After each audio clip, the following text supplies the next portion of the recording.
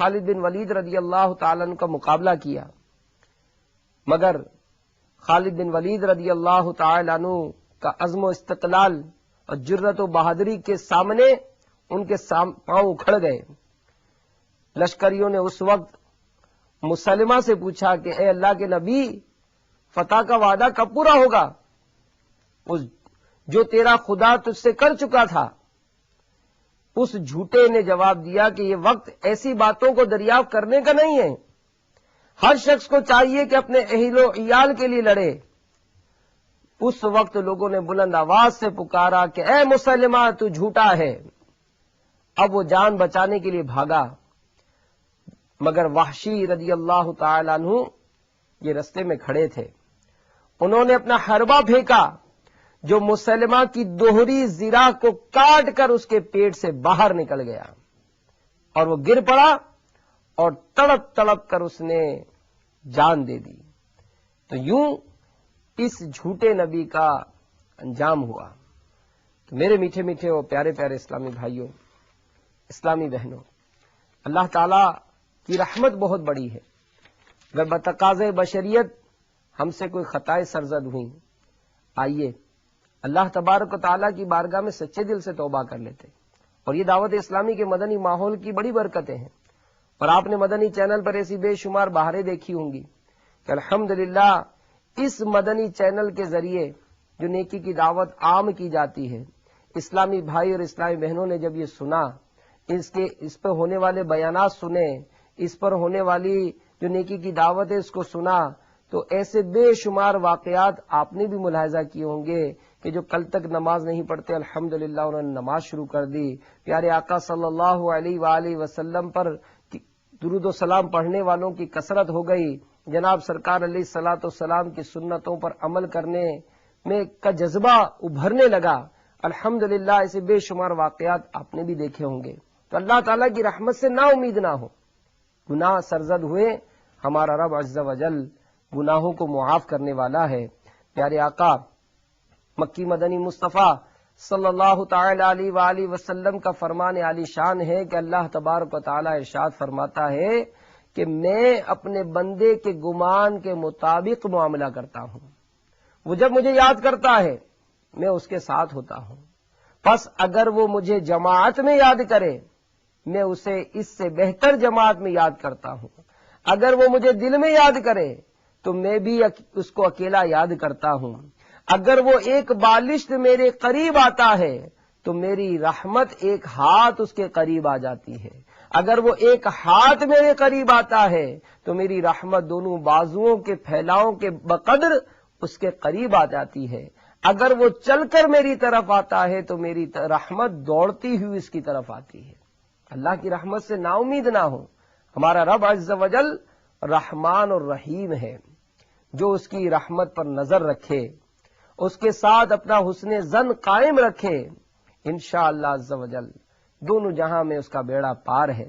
اللہ عز و جل کی رحمت سے اس کو کبھی محرومی نہیں ہو سکتی۔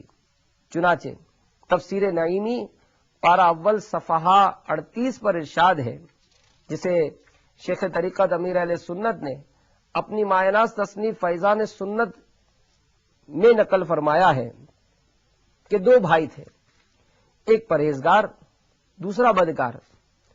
جب بدکار مرنے لگا تو پرہیزگار بھائی نے کہا کہ دیکھا تجھے میں نے بہت سمجھایا مگر تو اپنے گناہوں سے باز نہیں آیا، اب بول تیرا کیا حال ہوگا؟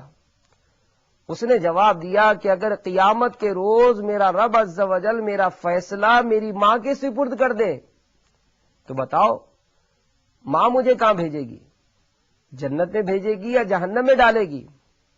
بھائی نے کہا کہ ماں تو واقعی جنت میں ہی بھیجے گی۔ اس گناہگار نے جواب دیا میرا رب عز و جل میری ماں سے بھی زیادہ مہربان ہے۔ یہ کہا اور اس کا انتقال ہو گیا۔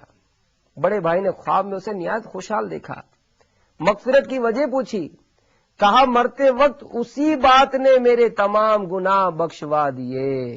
ہم گناہگاروں پہ تیری مہربانی چاہیے، سب گناہ دھل جائیں گے، رحمت کا پانی چاہیے۔ صلو علی الحبیب صلی اللہ تعالی علی محمد۔ تو میٹھے میٹھے اسلامی بھائیوں اور اسلامی بہنوں، واقعی اللہ عز و جل کی رحمت بہت بڑی ہے۔ زبان سے نکلا ہوا ایک لفظ یہ مغفرت کا سبب بھی ہو سکتا ہے اور ہلاکت کا بھی، جیسا کہ ابھی ہم نے اس حکایت میں سنا کہ ایک جملے نے اس گناہگار کا بیڑا پار کر دیا۔ تو اسی طرح ہلاکت کی مثال ہے کہ اگر کوئی زبان سے صریح کفر بک دے اور توبہ کیے بغیر مر جائے تو ہمیشہ کے لیے جہنم اس کا مقدر ہے۔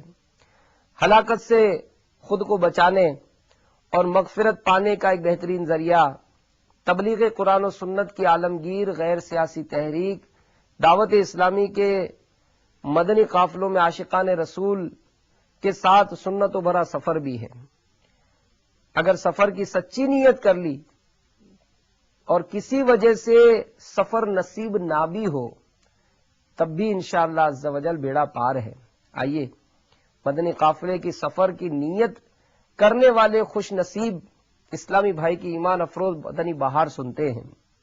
حیدرآباد باب الاسلام سندھ کے ایک محلے میں علاقائی دورہ برائے نیکی کی دعوت کا سلسلہ تھا، اور علاقائی دورہ آپ کو پتا ہے کہ دعوت اسلامی میں کہ اسلامی بھائی گھر گھر دکان دکان جا کر نیکی کی دعوت پیش کرتے ہیں اور نماز کی دعوت دے کر لوگوں کو مسجد کی طرف آنے کا عرض پیش کرتے ہیں۔ چنانچہ نیکی کی دعوت سے متاثر ہو کر ایک ماڈرن نوجوان یہ مسجد میں آ گیا اور بیان میں اس نے جب مدنی قافلے کی ترغیب دلائی گئی تو اس نے اپنی نیت بھی کروا لی اور نام بھی لکھوا دیا۔ ابھی مدنی قافلے میں اس کی روانگی کے کچھ دن باقی تھے، قضاء الہی عز و جل سے اس کا انتقال ہو گیا۔ کسی اہل خانہ نے مرحوم کو خواب میں اس حالت میں دیکھا کہ وہ ہریالے باغ میں حشاش بشاش جھولا جھول رہا ہے۔ پوچھا یہاں کیسے آ گئے؟ جواب دیا دعوت اسلامی کے مدنی قافلے کے ساتھ آیا ہوں، اللہ عز و جل کا بڑا کرم ہوا ہے، میری ماں سے کہہ دینا وہ میرا غم نہ کرے، میں یہاں بہت چین سے ہوں۔ صلو علی الحبیب صلی اللہ تعالی علی محمد۔ خلد میں ہوگا ہمارا داخلہ اس شان سے، یا رسول اللہ کا نعرہ لگاتے جائیں گے انشاءاللہ عز و جل۔